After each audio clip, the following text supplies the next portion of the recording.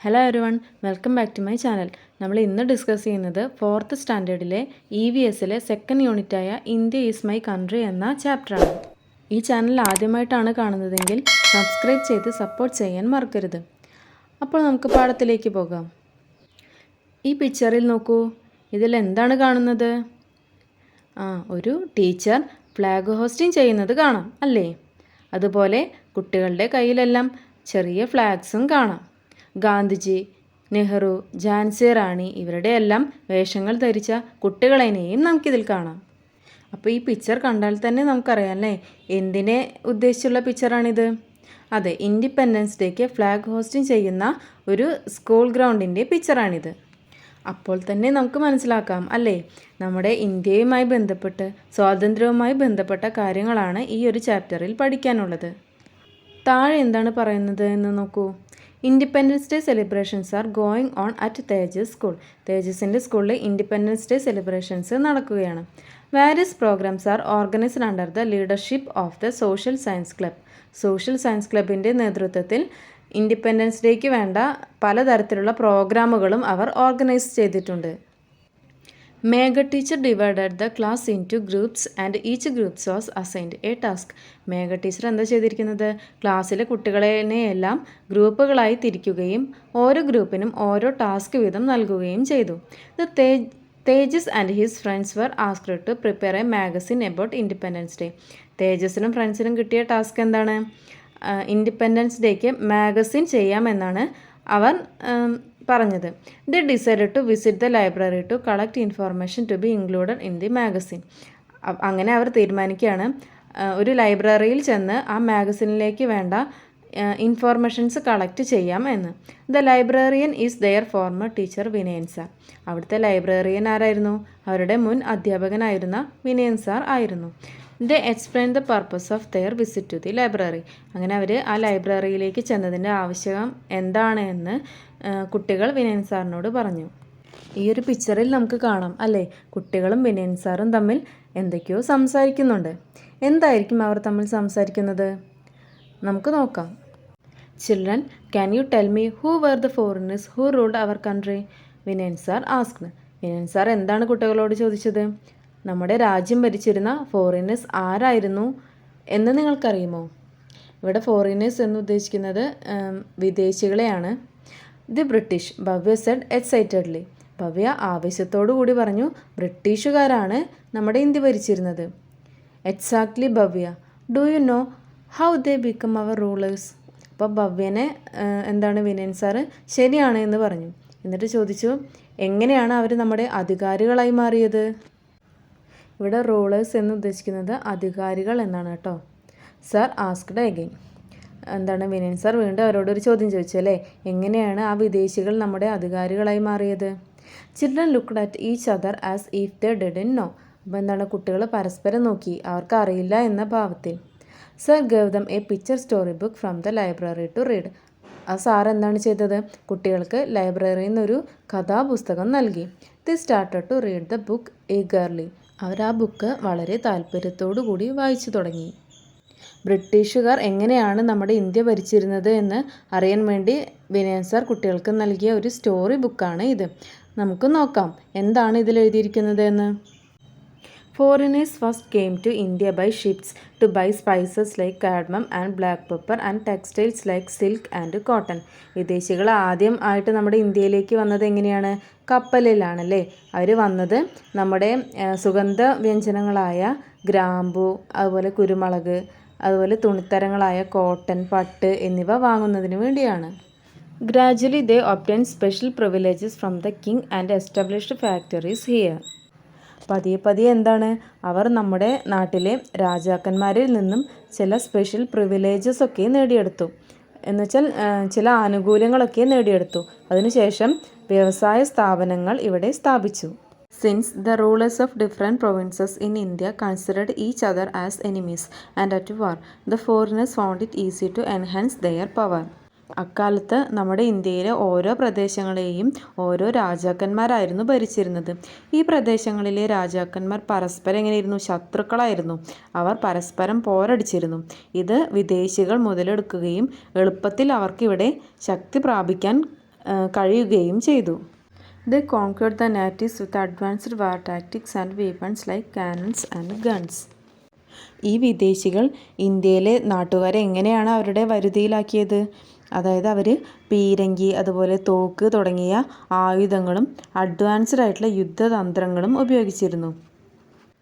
അങ്ങനെയാണ് ഇന്ത്യയിലെ നാട്ടുകാരെ അവർ അവരുടെ അടിമകളാക്കിയത്. Eventually, the British took over the princely states after exerting control over agriculture, trade and the king themselves. ക്രമേണ ആ ബ്രിട്ടീഷുകാർ നമ്മുടെ നാട്ടുരാജ്യങ്ങളെയും അവിടുത്തെ രാജാക്കന്മാരെയും കൃഷി, കച്ചവടം തുടങ്ങിയവയൊക്കെ അവയുടെ നിയന്ത്രണത്തിലാക്കി.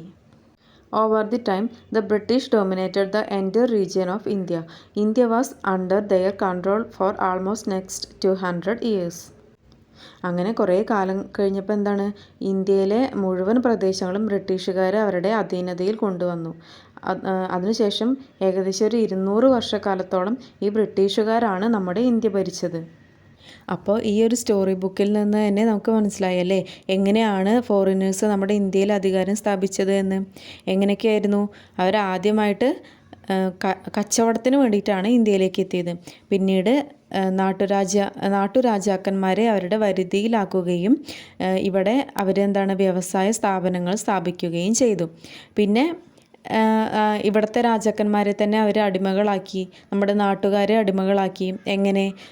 യുദ്ധങ്ങൾ ചെയ്തല്ലേ, പീരങ്കി, അതുപോലെ തോക്ക് തുടങ്ങിയ ആയുധങ്ങൾ ഉപയോഗിച്ച് യുദ്ധങ്ങൾ ചെയ്ത് ഇവിടുത്തെ രാജാക്കന്മാരെയും നാട്ടുകാരെയും അവർ അടിമകളാക്കി. പിന്നീട് ഏകദേശം ഒരു 200 വർഷക്കാലത്തോളം നമ്മുടെ ഇന്ത്യ ആരാണ്? ഈ ബ്രിട്ടീഷുകാരാണ് ഭരിച്ചത്. ഇനി വിനയൻ സാറ് കുട്ടികളോട് എന്തൊക്കെയോ ചോദിക്കുന്നുണ്ടല്ലേ, എന്താണെന്ന് നോക്കാം. You have read the picture story book. നിങ്ങൾ ആ പിക്ചർ സ്റ്റോറി ബുക്ക് വായിച്ചില്ലേ? No answer my questions. Sir continued. എങ്കിൽ ഞാൻ ചോദിക്കുന്ന ചോദ്യങ്ങൾക്ക് നിങ്ങൾ ആൻസർ ചെയ്യണം. You can also find answers to sir's question. നമ്മളോടും പറഞ്ഞിട്ടുണ്ടല്ലേ എന്താണ്, സാർ ചോദിക്കുന്ന ക്വസ്റ്റ്യൻസിന് ആൻസർ ചെയ്യാൻ. Why did foreigners come to India? എന്തിനാണ് ഫോറിനേഴ്സ് ഇന്ത്യയിലേക്ക് വന്നത്? എന്തിനായിരുന്നു? To buy spices like cardamom and black pepper and textiles like silk and cotton. അവരെന്തിനാണ് ആദ്യം വന്നത്?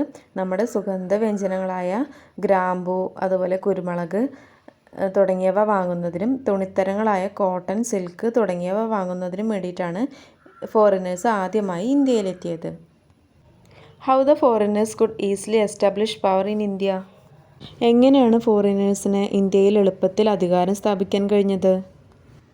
They obtained special privileges from the king and established factories here.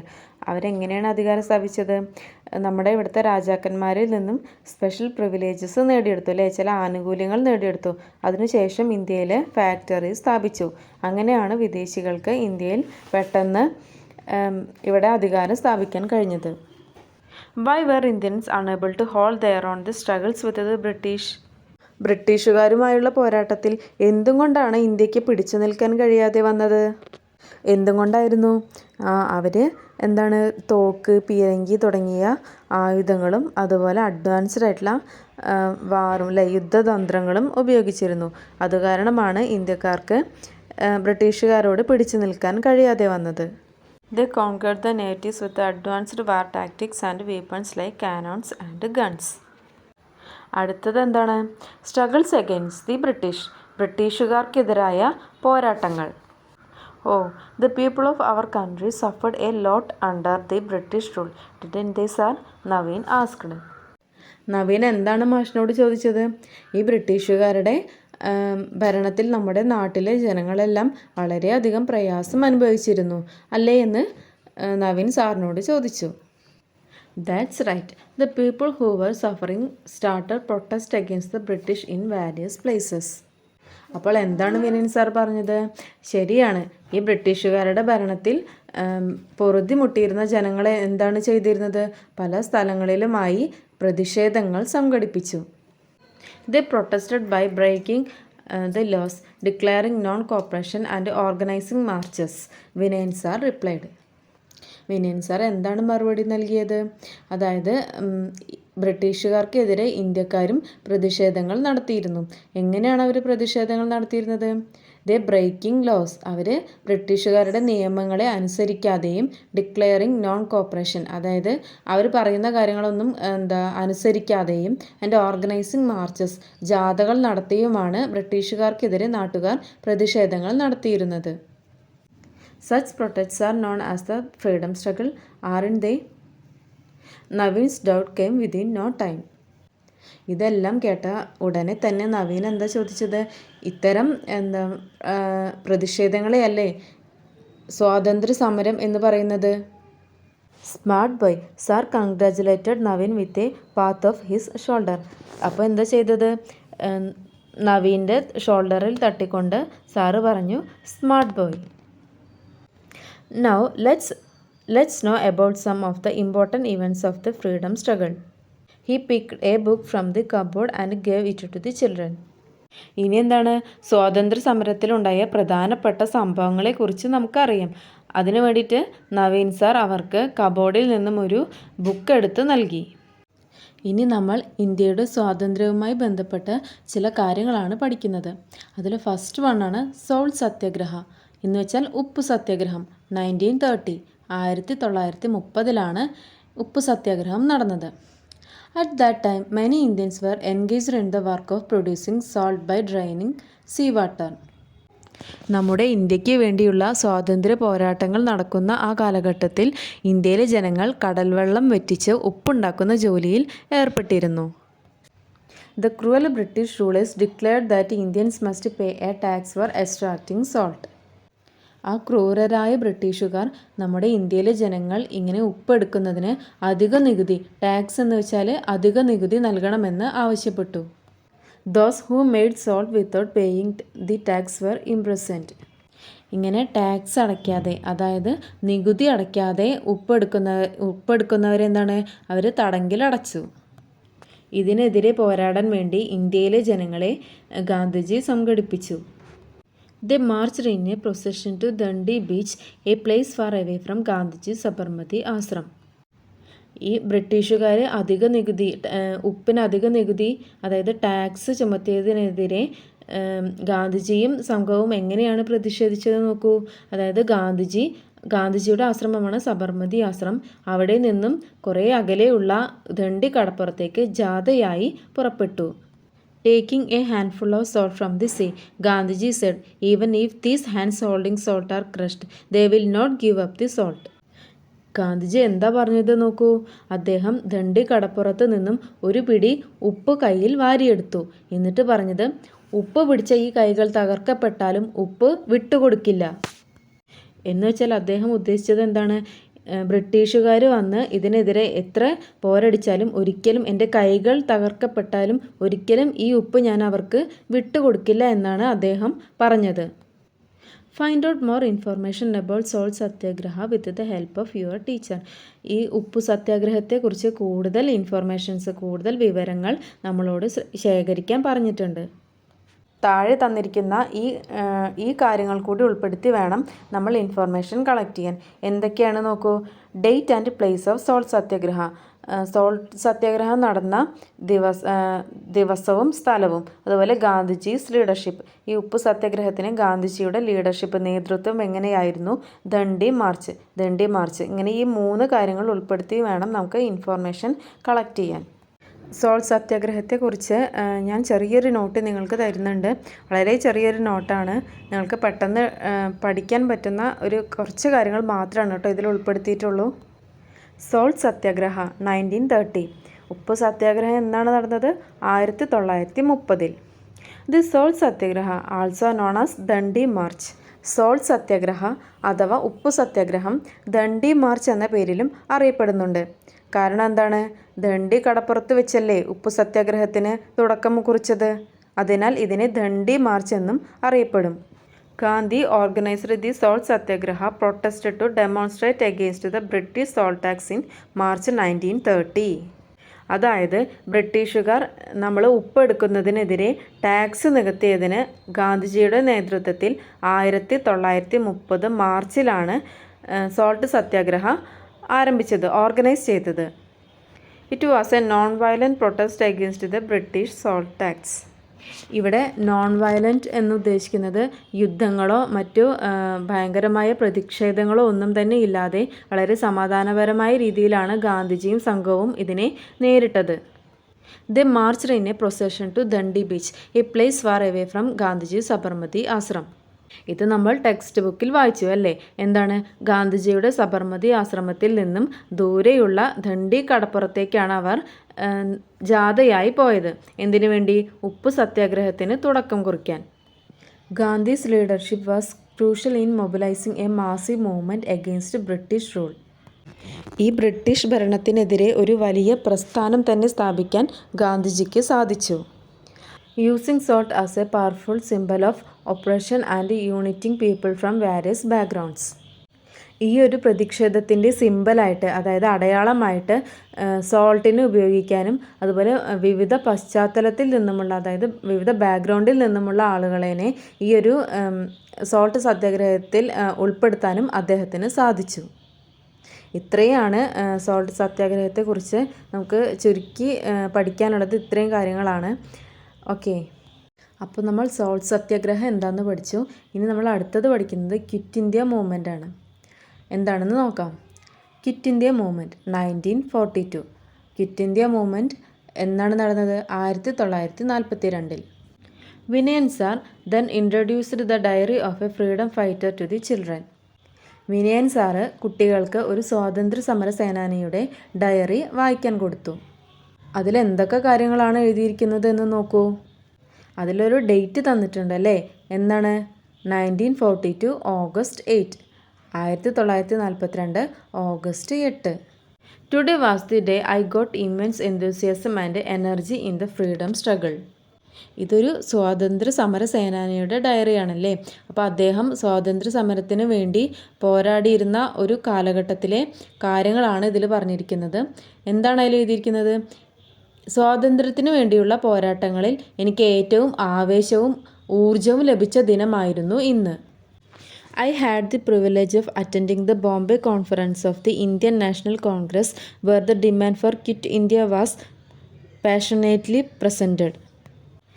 ഇന്ന് ബോംബെയിൽ വെച്ച് Indian national കോൺഗ്രസിൻ്റെ ഒരു സമ്മേളനം ഉണ്ടായിരുന്നു.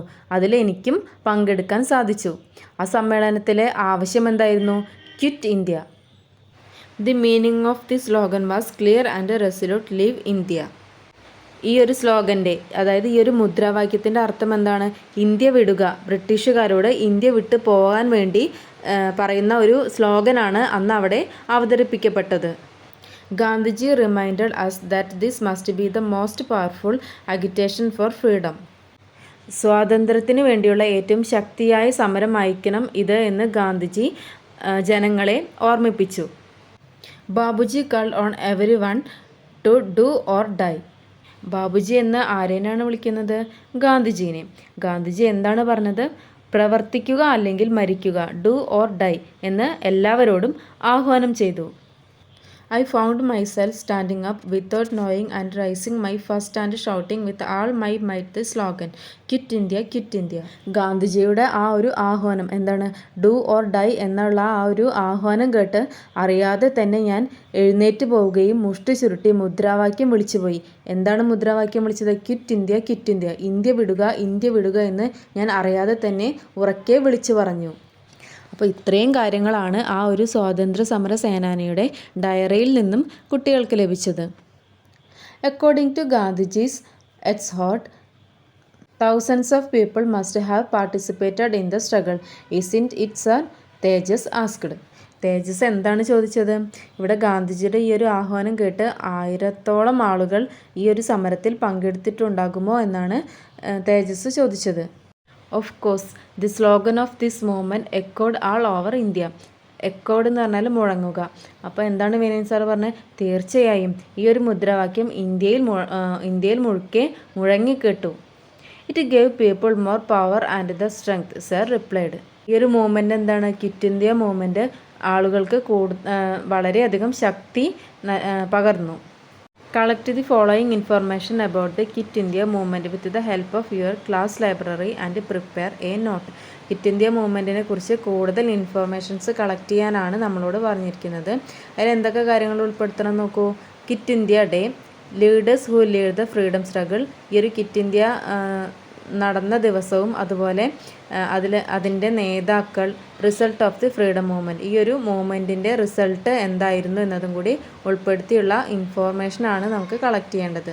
ഇവിടെ ക്വിറ്റ് ഇന്ത്യ മൂവ്മെൻറ്റിനെ കുറിച്ച് ചെറിയൊരു നോട്ട് നിങ്ങൾക്ക് തരുന്നുണ്ട്. എന്തൊക്കെയാണ് ഇതിലെന്ന് നോക്കാം. The quit India was officially launched by the Indian National Congress led by Mahatma Gandhi on 8 August 1942 in Bombay. ഇതിലെന്താ പറയുന്നത് നോക്കൂ.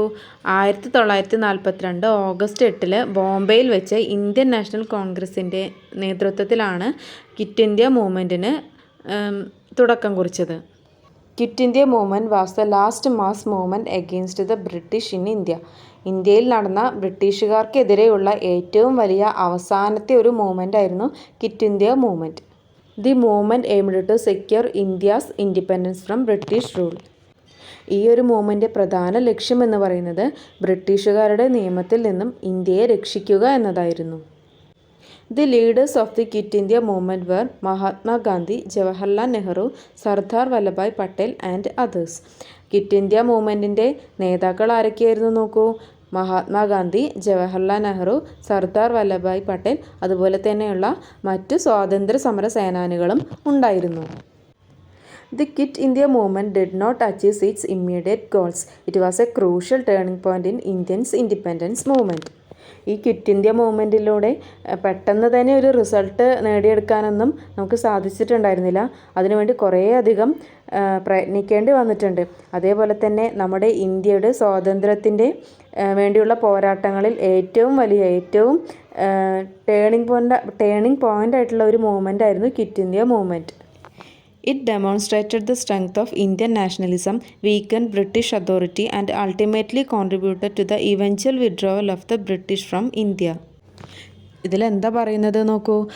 ഈ ഒരു ക്വിറ്റ് ഇന്ത്യ മൂവ്മെൻറ്റിലൂടെ നമ്മുടെ ഇന്ത്യയുടെ ശക്തി എന്താണെന്ന് ബ്രിട്ടീഷുകാർക്ക് നമുക്ക് കാണിച്ചു കൊടുക്കാൻ സാധിച്ചു.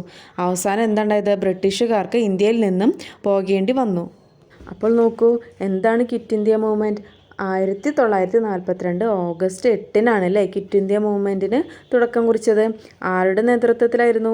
ഗാന്ധിജിയുടെ നേതൃത്വത്തിൽ. ഇതിലെ പ്രധാന സ്ലോഗൻ എന്തായിരുന്നു എന്നുവെച്ചാൽ പ്രധാന മുദ്രാവാക്യം എന്തായിരുന്നു? ഏതായിരുന്നു? ലീവ് ഇന്ത്യ, ഇന്ത്യ വിടുക എന്നായിരുന്നു അല്ലേ.